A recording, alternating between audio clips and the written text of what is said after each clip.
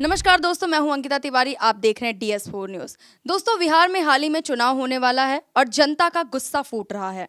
Bharatiya Janata party के सभी नेताओं का विरोध कर रहे हैं, कभी उप मुख्यमंत्री तो कभी मुख्यमंत्री। लोगों का नारा आ रहा है, वोट चोर गद्दी छोड़। और हाल ही में एक और नारा आया मुख्यमंत्री को लेकर, नीतीश कुमार मुर्दाबाद। तो आपको क्या लगता है कि आने वाले समय में भारतीय जनता पार्टी खतरे में है? तो आइए इसी विषय पे बात करते हैं, हमारे सहयोगी से उनसे जानते हैं। सर, हमारा पहला सवाल ये है कि कल तक उप मुख्यमंत्री का विरोध हो रहा था और हाल ही में आज एक खबर आई है कि मुख्यमंत्री का भी विरोध हो रहा है। तो आप इस पे क्या कहना चाहेंगे कि आने वाले समय में क्या भारतीय जनता पार्टी के किसी और नेता का विरोध हो सकता है? देखिए अंकिता जी, आपने कहा कि चुनाव होने जा रहा है और चुनाव से पहले तमाम नेताओं के विरोध होना शुरू हो चुका है, चाहे वो मुख्यमंत्री हो चाहे उप मुख्यमंत्री हो, लेकिन विरोध हो रहा है। आपने कहा कि उप मुख्यमंत्री का पहले विरोध हुआ, फिर नीतीश कुमार जी का आज विरोध हुआ। देखिए, सम्राट चौधरी जी की आप बात कर रही हैं, उप मुख्यमंत्री हैं, और लोगों ने जो है उनका पुरजोर विरोध किया वोट चोर गद्दी छोड़ के नारे से। पूरी सिक्योरिटी लगी होती है, लोग वहाँ मौजूद होते हैं, बस पर चढ़े रहते हैं, और जैसे ही लोगों ने नारा लगाना शुरू किया वोट चोर गद्दी छोड़, उसके बाद वो पीछे मुड़ करके देखते हैं और उस नारे के बाद वो वीडियो वायरल होती है और लोग इसको अलग अलग तरीके से देख रहे हैं। कहा यह जा रहा है कि लोगों को गुस्सा ही है जो अब फूट करके बाहर निकलना शुरू हो चुका है। हालांकि पहले ये नारा सिंबॉलिक तौर पर राहुल गांधी ने दिया, लेकिन अब जनता के जहन में ये नारा उतर चुका है।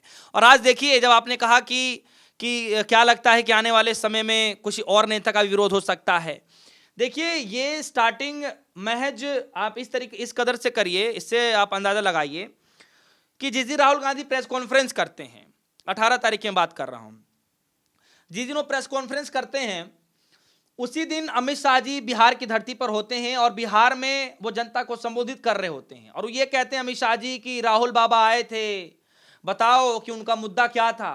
तब भीड़ में से कुछ लोग उठते और कहते क्या है, वोट चोर का मुद्दा था। तब जाकर के जो है चाणक्य मोदी जी के चाणक्य अमित शाह जी ये कहते हैं कि अरे नहीं, वोट चोरी मुद्दा नहीं था, मुद्दा क्या था मैं आपको बताऊंगा आगे। तो वहां पर अमित शाह जी के सामने वोट चोरी के नारे लग गए।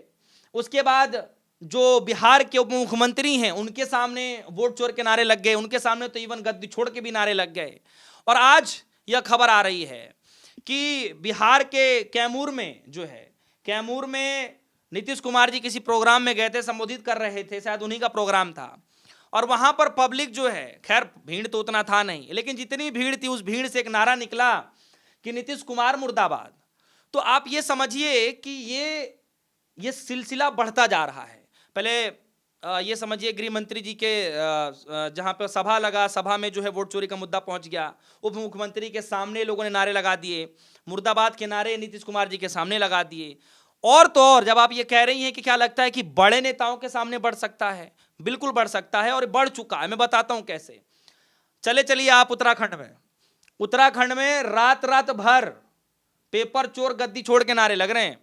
पुष्कर सिंह धामी के इस्तीफे की मांग चल रही है, और तो और ये खबरें चल रही हैं कि बच्चों ने जो है डायपर देने के लिए भी ऐलान कर दिया कि हम देंगे। मतलब विरोध करने का अपना तरीका होता है। खैर, प्रधानमंत्री मोदी जी कुछ दिन पहले ही अरुणाचल प्रदेश गए थे और किस तरीके से एक लद्दाख का युवा लड़का हाथों में कुछ पोस्टर लेकर के जाता है और प्रधानमंत्री मोदी जी चौंक जाते हैं और उस लड़के की गिरफ्तारी कर ली जाती है। तो विरोध की जब आप बातें कर रही हैं तो उस लेवल तक पहुंच चुका ऑलरेडी, चाहे प्रधानमंत्री के सामने विरोध के सिस्टम हो, चाहे उप मुख्यमंत्री के सामने हो, चाहे किसी राज्य के मुख्यमंत्री के सामने हो, चाहे और किसी राज्य के मुख्यमंत्री के सामने हो। तो ये सिलसिला स्टार्ट हो चुका है मैम, ये कोई बड़ी बात नहीं है और मुझे लगता है कि सिलसिला यूं ही चलता रहेगा। जी सर, मेरा अगला सवाल है कि अचानक से बिहार की जनता विरोध कर रही है, जिन्होंने भारी मतों से नीतीश कुमार को अपना CM चुना था। तो ऐसा अचानक से क्यों हो रहा है सर? भारी मतों से तो कम मत ही कहिए मैम। भारी मतों से क्या होता है? भारी मतों से तब होता है जब एक तरफा लगे कि हाँ चलिए जीत रहे हैं। वहां पर अगर आप आंकड़े देखेंगे मैम तो बड़ी सेकंड तौर पर जो है पार्टी के तौर पर, विपक्षी तौर पर आप देखेंगे तेजस्वी यादव की पार्टी आज भी जिंदा है। और इस वक्त सबसे बड़ी बात यह है कि जो आप कह रही हैं कि जो कल तक बीजेपी का समर्थक क्या करते थे वो आज विरोध में एकाएक क्यों उतर पड़े, इसका सबसे बड़ा कारण यही है कि नीतीश कुमार जी सत्ता किसी की भी बनती है, मुख्यमंत्री वही बन जाते हैं। पिछले 20-22 सालों से वही मुख्यमंत्री हैं और जनता वहां की त्रस्त हो चुकी है, बदलाव चाहती है।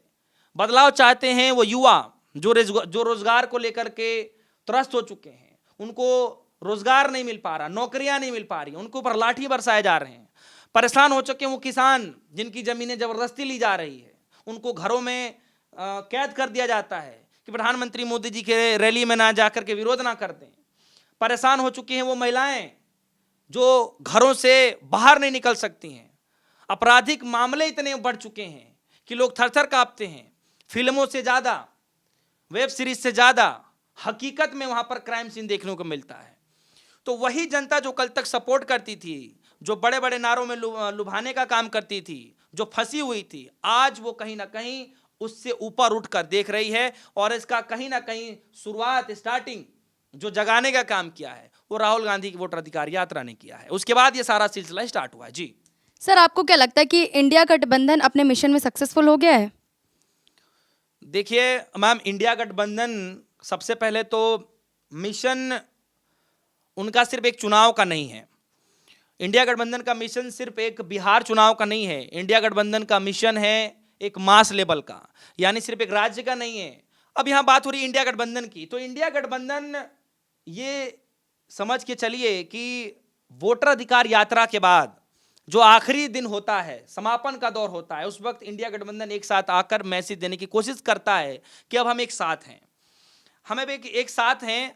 और न सिर्फ एक साथ हैं बल्कि पूरी लड़ाई एक साथ लड़ने के लिए तैयार हैं। और ये मसला निकल करके आता है वोट चोर गद्दी छोड़ वाला। और आप देखिए कि वोट चोर के मसले को लेकर के न सिर्फ कांग्रेस पार्टी बल्कि आम आदमी पार्टी भी एफिडेविट देने के लिए तैयार है। उनके एक सांसद, उनके एक जो नेता हैं दिल्ली प्रदेश अध्यक्ष, वो एफिडेविट देने के लिए तैयार हैं। ममता बनर्जी की पार्टी तैयार है वोट चोरों के खिलाफ में। अब देखिए खबरें ये भी आ रही हैं कि महाराष्ट्र में भी इसकी एक अलग से जो है एक अलग जगाई जा रही है। प्रेस कॉन्फ्रेंस करके वहां भी जो है इसका खुलासा किया जाएगा। तो तमाम पार्टियां जो कल तक एक दूसरे का चेहरा नहीं देखना चाहती थी, इंडिया अलायंस बनने के बावजूद भी अब वोट चोर के मसले पर एक साथ आकर के जो उनका नैरेटिव है, कह लीजिए कि जो उनका मुद्दा है कि वोट चोर के मसले को जो है न सिर्फ शहरों में बल्कि ग्रामीण इलाकों के एक एक घर में उस मसले को पहुंचाना है। हाँ, उस मिशन में सक्सेस जरूर हो पाए हैं। और मुझे लगता है कि आने वाले वक्त में कुछ ना कुछ इसका जरूर असर पड़ेगा, जिसकी शुरुआत अब विरोध के तौर पर देखी जा रही है। जी सर, मेरा अगला सवाल है कि आखिरकार वो लोग हैं कौन जो विरोध कर रहे हैं? विरोध करने वाले मैम कोई बाहर से तो आए नहीं हैं। विरोध करने वाले लोग इसी देश के हैं, इसी राज्य के हैं। और वही लोग हैं जो कल तक मोदी जी के गुणगान गाया करते थे। वही लोग हैं जो इस सरकार की जो है लगातार जो है तारीफ में जो ये कहिए कि पुलिंदा बाधा करते थे। आज एकाएक जो है ये समय बदल रहा है। देखिए किसी भी चीज़ की एक समय होती है। अगर कोई आप शेयर कर चाहे, बहुत सारी चीज़ें होती, एग्जाम्पल के तौर पर देख लीजिए कि अगर कोई आप अच्छा काम कर रहे हैं तो लगातार आप अच्छा ही अच्छा सुनते चले जाते हैं। एक बार किसी के सामने अगर गिर जाए, कोई गलती पकड़ी जाए तो फिर बुराइयां ही बुराइयां लोग सर्च करनी शुरू कर देते हैं।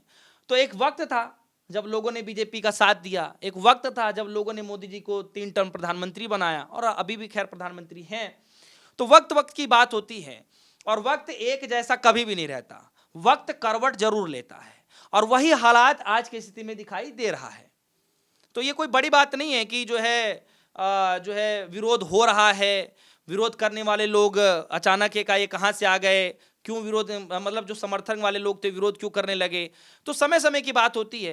कभी लोगों को लगा था कि भाई हमें रोजगार मिलेगा, कभी लोगों को लगा था कि किसानों की आय दोगुनी हो जाएगी, कभी लोगों को लगा था कि भाई फसलें हमारी डूब जाएंगी तो उनको बीमा के तहत पैसे मिलेंगे, कभी लोगों को लगा था कि हम रोजगार कर लेंगे, कंपनियां खोल लेंगे, बहुत सारी चीजें कर लेंगे, लेकिन ऐसा नहीं हुआ। बिहार में तो बिल्कुल इसके विपरीत ही हो गया। तो विरोध करने वाले लोग भी वही हैं जो एक समय पे इनके समर्थक हुआ करते थे। हालांकि कांग्रेस पार्टी की इतना समर्थक हुआ नहीं करते थे बिहार के अंदर में। हालांकि इस यात्रा के बाद, राहुल गांधी की यात्रा के बाद, CWC की बैठक के बाद कार्यकर्ताओं की एक नई जनसलाब खड़ी हो चुकी है।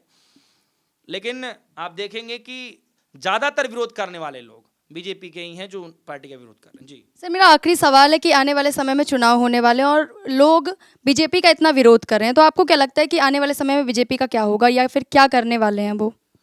जाहिर सी बात है, इसमें तो कोई बताने की बात ही नहीं है। इसलिए क्योंकि आप इससे समझ लीजिए कि सरकार 20-22 सालों से है और नीतीश कुमार जी हर बार मुख्यमंत्री बन जाते हैं।